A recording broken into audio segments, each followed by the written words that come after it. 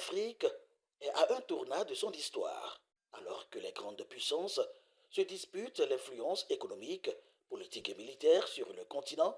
Les États africains sont confrontés à des défis majeurs: insécurité, chômage des jeunes, dette, dépendance économique, faible industrialisation, changement climatique et gouvernance.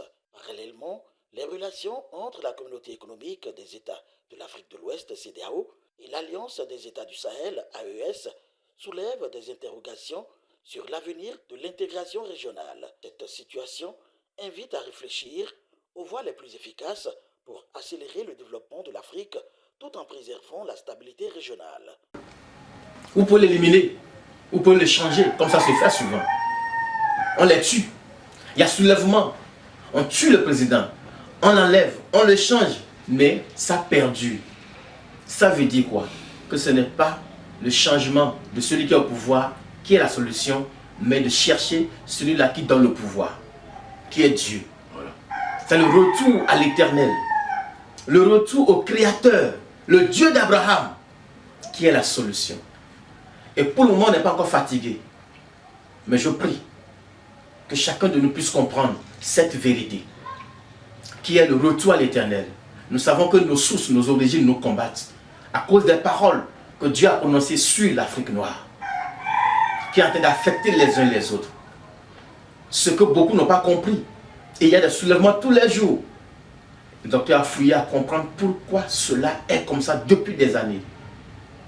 Et plusieurs présidents passent dans chaque pays africain, mais il n'y a pas de changement. La richesse y est, l'argent y est, les moyens sont là. Même les puissances occultes, nous en avons. Et quand tu dis que tu es africain, on a peur de toi. Et spécialement le Béninois. Quand le Béninois sort de son pays, il va dans d'autres pays, on le respecte parce qu'il est puissant. J'ai fait l'expérience. Dans d'autres pays, je suis parti. Quand tu dis que tu es Béninois, on dit, ah, tu es Béninois, ah, vous êtes puissant. Hein? On vous crée parce que vous êtes puissant dans le mal. Ce n'est pas un bon exemple. Ce n'est pas une bonne solution. Et c'est pourquoi Dieu a suscité cette émission, l'Exode, en passant par le docteur David, que Dieu a illuminé, Dieu a éclairé pour nous sortir de cette situation. On le s'entretue entre nous, que nous puissions nous lever, tourner vers Dieu pour commencer par se faire du bien. Par se faire du bien, pour qu'il y ait un bon développement sur le continent africain. L'argent y est, nous sommes riches, nous avons tout ce qu'il nous faut, mais il est difficile de partager avec des frères. C'est là le grand défi. Alors, le docteur a donné des solutions. Il a donné des lumières dans son livre. Et je vais apporter encore une petite lumière. Un petit constat qu'il a apporté dans son livre, Solutions incontournables pour amorcer le développement de l'Afrique noire. À la page 36, il écrit ceci. Force est de constater que malgré les richesses et les potentialités énormes dont dispose l'Afrique, elle a du mal à se lever et se mettre au même rang en matière de développement que les 4 autres continents. Et c'est un constat vrai. C'est remarquable, c'est clair. Pourquoi, en dépit de toutes ces immenses richesses dont regorge le continent noir, les Africains s'enlisent dans la pauvreté? Par la grâce de Dieu, juste après cette révélation, dans nos recherches, nous avons dû découvrir dans les écrits de M. Eugène Berthaud, qui serait resté avec les Noirs en Guadeloupe, où il en a affranchi en 1844, ce qui suit. Il dit ceci: les Noirs sont une race imperfectible. Ça n'a pas d'idée. L'intelligence n'est que de l'instinct. L'esprit est nul et le cœur est un mou de veau. Ça ne doit sentir évidemment que les coups de bâton. Aussi, on ne les épargne pas. Vous imaginez, quand il a observé, ce monsieur a observé les Africains, les Noirs. Il dit qu'ils n'ont pas d'esprit. Que ceux-là méritent seulement que des bâtons, des coups de bâton. Et que lui ne les en épargne pas. Pourquoi? Parce que Dieu a levé l'esprit de l'Égyptien, de l'Africain. Et ils sont devenus comme des bêtes. Mais ils ne sont pas bêtes. Dieu n'a pas créé des bêtes. Et c'est pour ça que les gens peuvent dire que les Africains sont descendants des animaux. Pour nous mentir à l'école en son temps. Après leur étude, leur analyse, ont vu que c'est ce que les Africains sont. Mais ici, le docteur nous révèle que le problème a sa source dans l'ignorance de notre identité. Dans l'ignorance du fait qu'on ne connaît pas notre Dieu. Et c'est ce qui fait le problème de l'Africain. Voilà un peu une lumière sur l'Afrique noire et ses problèmes. L'Afrique noire et ses problèmes. Et nous allons voir avec le docteur les étapes de la domination. Il va nous parler un peu des étapes de la domination. Quelques étapes de la domination de l'Afrique noire. Oui, il en a parlé dans son livre que la domination de l'Afrique noire a des étapes. Ces étapes, vous devez les comprendre pour mieux cerner ce que nous disons. Pour mieux comprendre ce que nous disons. Parce que si on ne comprend pas, on va toujours dire des choses. On va toujours accuser des gens. On va tuer toujours nos frères. Les dire ils sont mauvais, ils sont des intellectuels tarés. Mais quand ils vont dehors, ils sont experts. Ils sont en Amérique, ils sont des experts. Ils sont en Chine, ils sont des experts. Et au fait, ça fait que même les Africains veulent fuir l'Afrique pour aller travailler juste là-bas pour s'enrichir et devenir seulement riches là-bas. Tout le monde veut fuir son continent, surtout l'Afrique. Ce qui n'est pas normal. Alors, nous écoutons le docteur pour nous parler un peu des étapes de la domination, qui va nous éclairer un peu. L'Afrique a un problème très sérieux qui date de très longtemps. Mais les Africains ne se reconnaissent pas dedans. C'est pour cela que ça perdure depuis des décennies. En principe, si nous regardons bien les choses aujourd'hui, les Africains ne se connaissent pas. Donc, nous devons retourner dans la Bible pour nous identifier dans le monde parce que nous sommes un peuple à part. Un peuple de Dieu qu'il avait soumis à une prophétie particulière. Donc, le problème de l'Afrique est spirituel et sans reconnaître cela, on ne peut pas s'en sortir. De ce fait, ça fait bien longtemps que des stratégies diverses sont montées pour sortir le continent africain du sous-développement. Mais constatons ensemble que tout échoue. Tout ce que nous faisons, c'est toujours à court terme. Mais tout ça là, c'est parce que nous sommes en perte d'identité fondamentale. Ne soyez pas étonnés si j'ai dit que tout ce que nous faisons, c'est toujours à court terme sous l'influence de la malédiction. Et c'est le mot que nous n'aimons pas entendre. C'est pourquoi ça perdure et ça durera longtemps tant que nous restons dans cette aliénation spirituelle. C'est pour cela qu'il nous faut étudier la géospiritualité de l'Afrique noire pour comprendre une solution incontournable pour résoudre tous les problèmes qui se posent en Afrique. Je viens pour révéler ce qui manque pour que l'Afrique décolle sérieusement. Donc c'est un problème spirituel que tout le monde doit comprendre. Beaucoup de personnes profitent de ça pour se faire des jobs selon qu'il est inspiré. Et il est devenu même une source de gain ou d'emploi dans l'illusion que nous sommes. C'est pour cela que je l'ai consigné dans un livre intitulé « Solutions incontournables pour amorcer le développement de l'Afrique noire » pour que chacun de nous puisse lire pour comprendre la cause à effet et ce qui se passe en Afrique. Nous nous vantons de ce que de ce qu'étaient nos anciens parents. Nous crions et revendiquons et on continue toujours de souffrir. Tout cela n'est pas la solution. Ça ne peut nous amener nulle part. On dénonce, mais on ne fait rien. Nous recommençons toujours les mêmes stratégies en tournant en rond. L'Afrique ne peut pas se développer avec l'esprit européen que nous avons maintenant parce qu'il y a un problème crucial à régler d'abord. Beaucoup de personnes ne seront pas d'accord avec ce qui m'a été révélé. C'est ça qui fait perdurer le sous-développement de l'Afrique parce que la chose est spirituelle. Et quand on ne va pas traiter le côté spirituel, ça ne marchera pas. Dans le traitement des affaires administratives, Dieu est complètement ignoré.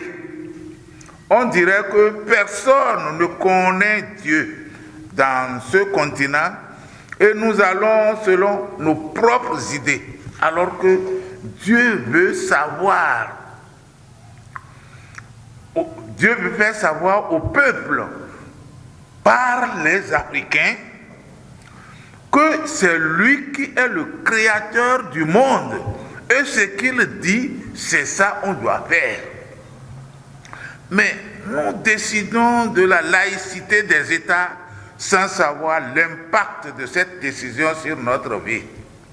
D'ailleurs, que cette décision est prise avec la complicité de nos colonisateurs qui ne connaissent pas notre prophétie. Il faut qu'on comprenne ça. Bien bon d'abord, avant de vouloir nous développer. Je dis bien ce qui concerne le continent africain parce que dans la Bible, le Dieu d'Israël a bien mentionné par Ésaïe 19 que l'Afrique est son peuple et il va la bénir. Donc nous sommes en préparation de la bénédiction, mais pas dans les conditions que les gens sont en train de faire aujourd'hui. Il faudra que nous fassions l'enseignement de la géospiritualité pour nous connaître et savoir comment nous allons régler ça avec Dieu avant de penser à un quelconque développement. Oui, si le continent africain est riche en matières premières et n'est pas industrialisé, c'est tout simplement parce que dans Ésaïe 19, Dieu a dit, premièrement, j'armerai l'Égyptien contre l'Égyptien et l'on se battra frère contre frère. Deuxièmement, il a dit au verset 3, l'esprit de l'Égypte disparaîtra du milieu d'elle et j'anéantirai son conseil. À partir de ce moment, nous sommes vidés de toutes nos forces et de réflexion pour créer quelque chose. C'est pour cela, nous, comme l'esprit a disparu, nous étions comme des animaux dans la brousse. Et quand les Blancs, les colons sont arrivés, ils ont amené leur école pour nous donner leur esprit. Donc c'est pour cela que quand vous allez à l'école des Blancs, vous réfléchissez autrement que celui qui n'a jamais été à l'école. Ça, c'est clair. Donc c'est dans l'état que... Non, c'est pourquoi jusqu'aujourd'hui, l'école du Blanc ne peut pas nous développer. Ça ne veut pas nous faire créer des industries. Ils ne sont pas venus pour ça. Ils sont venus pour nous apprendre leur langue. Ils sont venus enseigner leur langue pour que nous puissions les servir. Et c'est pour cela qu'on est comme ça. Et nous-mêmes, comme on ne s'est pas rendu compte parce qu'on n'a pas d'esprit, on est resté comme ça jusqu'aujourd'hui. Même toutes les stratégies que les colonisateurs nous amènent ici, nous n'arrivons pas à les maintenir. Il suffit qu'ils disparaissent et puis ça s'arrête. Mais partout dans le monde, la jeunesse est toujours la pierre de lance pour le développement. Mais en Afrique, si nous allons affirmer cela, alors ce serait pour pas d'esprit. Leur esprit logique a disparu. Dans Ésaïe 19, au verset 3, c'est tout le monde, tous les Africains, leur esprit a disparu. Donc, personne ne fait rien. C'est pourquoi ils élaborent ou bien ils se mettent dans des stratégies qu'ils voient à leur portée. Même si ça ne va pas porter, ils ne savent pas. Mais c'est quand on finit que ça, on voit que ça a disparu. Si par exemple, depuis 1844 que les gens sont en train de lutter pour l'abolition de l'esclavage, ceux qui avaient lutté et qui étaient morts dans cette lutte, s'ils se réveillaient aujourd'hui, ils auront honte. Ils vont se demander, mais pourquoi on a lutté? Et c'est la même chose qui continue jusqu'aujourd'hui, parce que nous irons notre identité. Selon cette révélation que nous avons reçue, la CEDEAO n'est pas encore un cadre régional qui peut régler aucun problème des Africains, parce que d'abord, les conditions géospirituelles que nous sommes maintenant, à cause des conditions géospirituelles que nous sommes maintenant, nous n'allons que souffrir. Tout ce que nous faisons, ça ne peut pas marcher, puisque je rappelle que Dieu a déjà dit dans Ésaïe 19 au verset 3, j'anéantirai leurs conseils. Donc, même si on se réunit pour rien. Et si je vais profiter de ça là pour vous donner un exemple, c'est que la CEDEAO existait au temps où ils avaient tué Kadhafi. Donc, voyez bien que la Libye, si je veux considérer d'après les informations, les histoires qu'on a, la Libye était développée en Afrique. La Libye était bien développée. Et c'est le président Kadhafi qui l'a fait. Mais ses propres frères ont dit non, nous ne voulons pas ça. Et ils ont comploté avec les colonisateurs pour venir les tuer, pendant que même la CEDEAO est là, elle n'a pas prononcé un mot. Donc, ça veut dire que ce n'est pas le cadre adéquat. Ou bien, ils ne sont pas partis dans la vision de Dieu. Le président Kadhafi même n'est pas parti dans la vision de Dieu. Parce que s'il avait eu cette révélation, il allait faire autrement et ce ne serait pas le cas. Parce que Dieu lui-même, il est prêt à nous bénir, mais à condition. Jésus est venu nous renseigner ici. Vous connaîtrez la vérité et elle vous affranchira. Alors, est-ce que le président Kadhafi connaît la vérité de Jésus? Il ne connaît pas, c'est pourquoi ça ne peut pas marcher. Donc, ça veut dire en termes clairs, tout ce que nous faisons en dehors de cette révélation ne marchera pas. Si nous voulons parler de l'AES, l'AES n'est qu'une organisation comme tout ce qui s'était passé. On a commencé par le Conseil de l'Entente, l'OCAM, l'UA, beaucoup d'autres organisations. Ça ne peut pas marcher. Surtout à cause de la parole de Dieu. L'AES est comme toutes ces organisations parce que Dieu a dit dans Ésaïe 19 au verset 2. J'armerai l'Égyptien contre l'Égyptien et l'on se battra frère contre frère. Ami contre ami, ville contre ville et royaume contre royaume.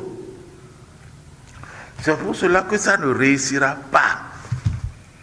C'est tout à fait normal tout ce qui se passe. Et c'est comme cela que depuis longtemps, quand vous regardez derrière, tous les faits africains se font dans l'illusion. Parce que la parole de Dieu est là, qui doit s'accomplir pour que Dieu soit Dieu. Et que les Africains le reconnaissent comme créateur, l'Éternel Seigneur, le Dieu d'Abraham, Dieu a déjà préparé toutes ces choses d'avance. C'est pourquoi ça ne marche pas. Et ça ne marchera pas. Nous allons maintenant faire la géospiritualité de l'Afrique. Et c'est à partir de ce moment-là que nous trouverons les solutions qui s'imposent pour que l'Afrique puisse décoller. C'est promis dans la Bible que Dieu va bénir l'Afrique. L'Afrique, la Syrie et Israël.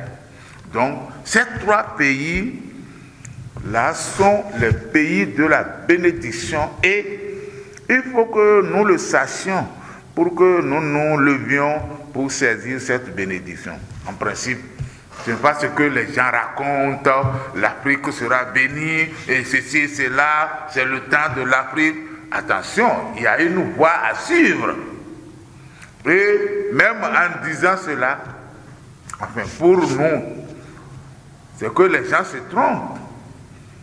Ils se trompent en racontant ces choses-là. Parce que quand ils regardent bien l'esprit de ce que l'Africain est en train de dire, il raillit le colonisateur. Or, c'est Dieu qui leur a dit de venir nous préparer pour la bénédiction. Parce qu'avant d'avoir la bénédiction, il faut souffrir. Alors, s'il y a quelqu'un pour te faire souffrir, tu ne souffriras pas. Donc, c'est ce service qu'ils sont en train de rendre à Dieu. Et nous ne connaissant pas ce qu'ils sont en train de faire, nous sommes contre. C'est pour cela, moi, je demande que les gens soient un peu limités dans leur réaction. Si l'on veut comprendre ce que je suis en train de dire, en réalité, on verra que c'est à cause de la division que ça ne marche pas. On regarde dans Ésaïe 19, au verset 2, Dieu a dit, j'armerai les Égyptiens contre les Égyptiens. Si vous êtes dans la bagarre tous les jours, qu'est-ce qui peut s'arranger dans une famille où vous ne vous entendez pas? Comment ça peut marcher? Et il continue de dire au verset 3, l'esprit de l'Égypte disparaîtra. L'esprit qui a fabriqué les pyramides, dont les gens ne savent pas comment c'est fait aujourd'hui, c'est parce que l'esprit a disparu. Mais comme l'esprit a disparu, les gens qui sont là, comme nous racontons des histoires aujourd'hui, ils n'ont pas trouvé d'histoire à raconter. Parce que la parole de Dieu a évolué en ce moment-là. Donc ils n'ont pas trouvé d'histoire à raconter. Les gens ne savent pas qui ils sont, comment ils sont. Et très souvent, nous parlons que c'est la colonisation qui nous a ternis, qu'il a changé tout en nous. On a laissé nos coutumes et cultures, on raconte des bobards, alors que c'est depuis l'origine, Dieu a effacé la mémoire de l'Africain. Et le blanc, lui, il est venu pour nous donner son esprit. Ce n'est pas l'esprit du noir. Donc aujourd'hui, nous recherchons notre esprit. Moi, en voyant cette prophétie, je vois que l'Afrique va patronner tout ça là, avec le temps. Puisqu'il est promis par Dieu qu'il bénira l'Afrique, la Syrie et Israël. Donc quand ces trois pays vont se mettre ensemble, il n'y aura plus aucune force au monde qui peut les regarder dans les yeux. Déjà Dieu est en train de nous parler. Quand nous regardons dans la Bible, Dieu a parlé longuement d'Israël. Il a fait beaucoup de promesses à Israël. Mais nous voyons aujourd'hui Israël, le petit pays qui n'atteint même pas le Bénin, défie tout le monde. Alors, quand l'Afrique et la Syrie vont se mettre ensemble avec Israël, que tout le monde regarde, qu'est-ce qui va se passer? Donc, ne nous l'airons pas. Les choses sont là. Mais il y a un pas à suivre. Dieu a parlé, il a parlé, c'est fini. Parce que nous voyons dans la Bible ce qui est sûr, ce qu'il a dit sur Israël s'accomplit. Donc ce qu'il a dit sur nous, la Syrie et Israël, ça doit s'accomplir. Aujourd'hui, comme on n'a pas notre esprit logique, on rejette tout ça, Dieu, non, parce que le modèle d'adoration de Dieu qu'on a vu, qu'on nous a appris, c'est d'aller s'asseoir dans les 4 murs et de prier Dieu du matin jusqu'au soir. Et tout ça représente une source de gain pour ceux qui le font. Mais c'est ça qui nous fait perdre de plus. On ne connaît même pas la vérité. Bon, tout ça là, moi, je dirais que avec l'expérience que j'ai eue avec Dieu, le problème ne se pose pas. Nous n'avons même pas à nous demander comment ça va se faire. Puisque quand Dieu sera au sujet, à l'ordre, tout ça va se réaliser sans qu'on ne se rende même pas compte. On va se voir un jour que notre pays a avancé. C'est comme ça que Dieu fait son travail. Et ce que nous demandons maintenant, ce n'est pas le blablabla de Dieu par ici, Dieu par là, que les gens sont en train de dire. Il y a une loi à suivre. Et il a dit dans Ésaïe 1, au verset 19, il a bien dit, si mon peuple, non, il dit, si tu es d'accord pour l'obéissance, tu mangeras les meilleures productions de ce pays. Mais si tu es rebelle, comme on nous a armés les uns contre les autres et nous sommes toujours dans la rébellion, c'est pour cela que nous souffrons. Donc, quand on va comprendre ça, bon, il suffit de voir là où j'ai commencé, dans le développement de tout ce que je suis en train de faire. Je dis qu'il n'y a aucune occasion pour l'Africain de se développer dans les conditions que nous sommes maintenant. Parce que Dieu a dit, j'armerai les Égyptiens contre les Égyptiens, c'est clair, non? Dieu a parlé, si Dieu a parlé là, c'est fini. La réalisation de sa parole, personne ne peut passer à côté. C'est pourquoi la solution que je propose ici est incontournable. Et j'ai mis tout ça là dans le livre, solution incontournable. C'est pourquoi j'ai dit solution incontournable. Nous pouvons penser à toutes les stratégies que les Blancs nous ont appris, mais ça ne marchera pas si on ne retourne pas vers Dieu. Parce que vous voyez clairement, et cela est d'actualité, 2 frères qui se sont entendus, ils ont lutté, des gens sont morts, des gens sont en agonie, des gens ont perdu leur emploi, il y a eu beaucoup de choses. Ils ont gagné. Et voilà, la parole de Dieu a dit, non, vous n'êtes pas encore au niveau que je suis en train de parler. Reconnaissez d'abord. Parce que ce que je suis en train de dire, il faut que l'on sache ça bien bon que pourquoi Dieu fait ça. C'est parce que Dieu veut que du soleil levant au soleil couchant, qu'on sache que c'est lui qui a créé le monde avec tout ce qui s'y trouve. C'est pour cela qu'il passe par l'exemple des Africains pour démontrer à tout le monde entier que personne ne résiste devant sa parole. Alors, si nous regardons bien dans l'histoire, Pharaon était le plus grand sur la terre. Mais Dieu a montré qu'il n'y a pas de grand devant lui. Donc c'est la même chose aujourd'hui.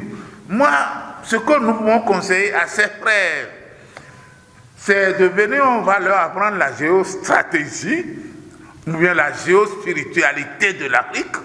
Et quand ils vont comprendre la géospiritualité de l'Afrique, ils sauront chacun ce qu'il faut faire.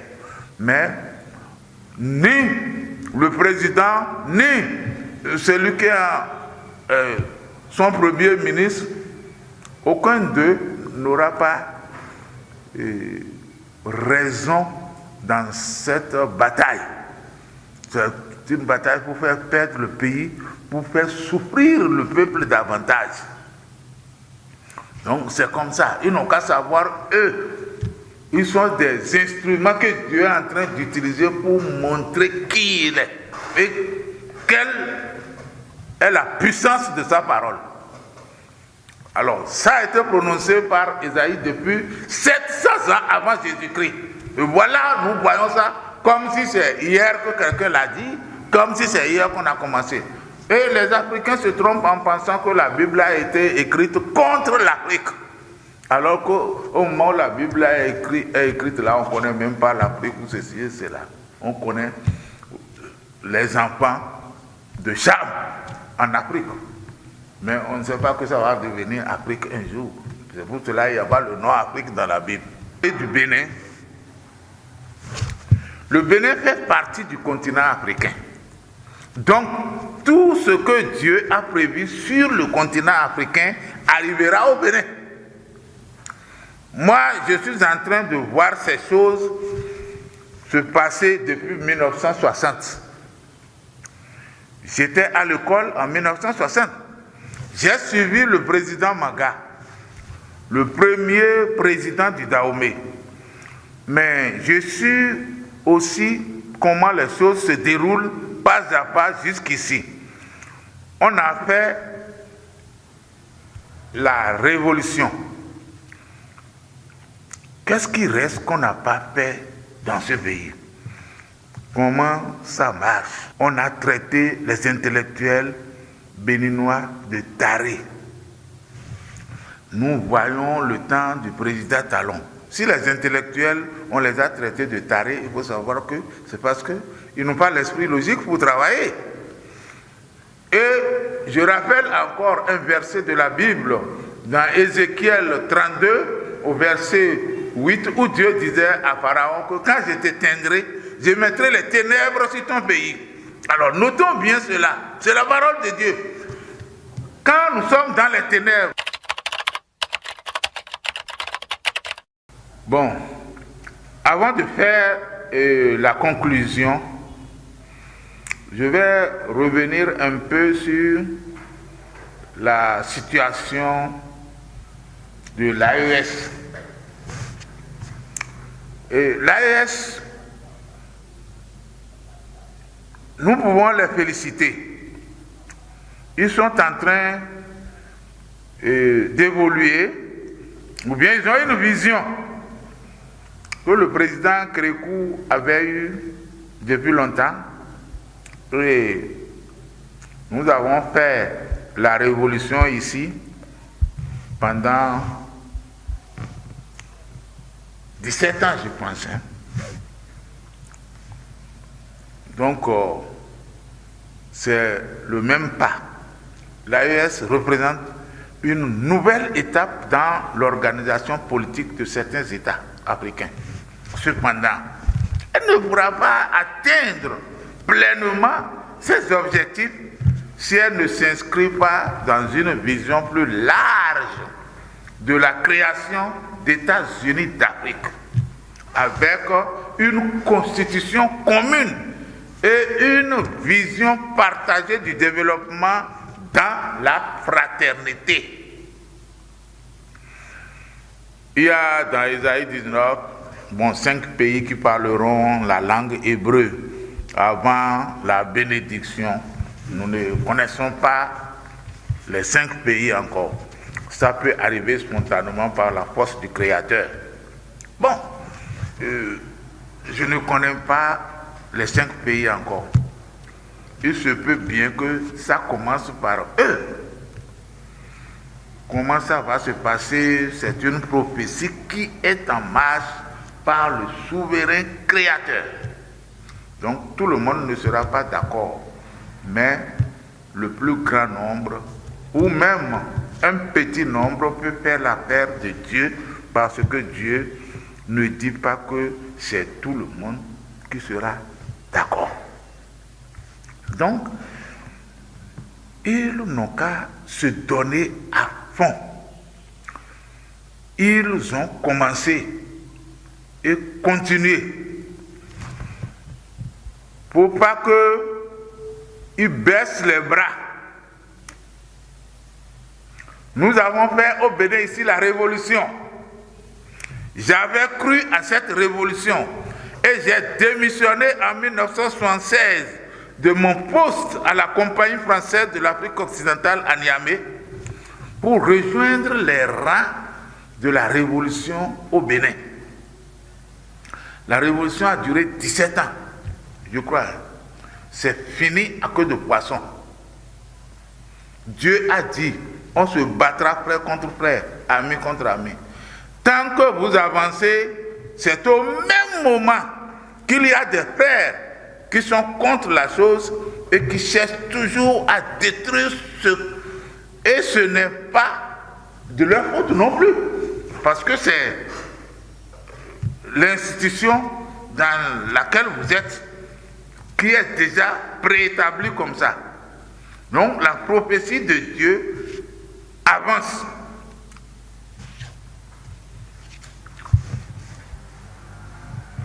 La prison est devenue en Afrique ce qui vous rend populaire pour aller plus haut à votre sortie. Donc, c'est d'abord créer une commission internationale qui peut commencer entre les trois et mettre une base géospirituelle pour commencer à étudier comment aborder le problème de la malédiction pour en finir pour toute l'Afrique. S'il ne marche pas avec Dieu, alors ce serait peine perdue.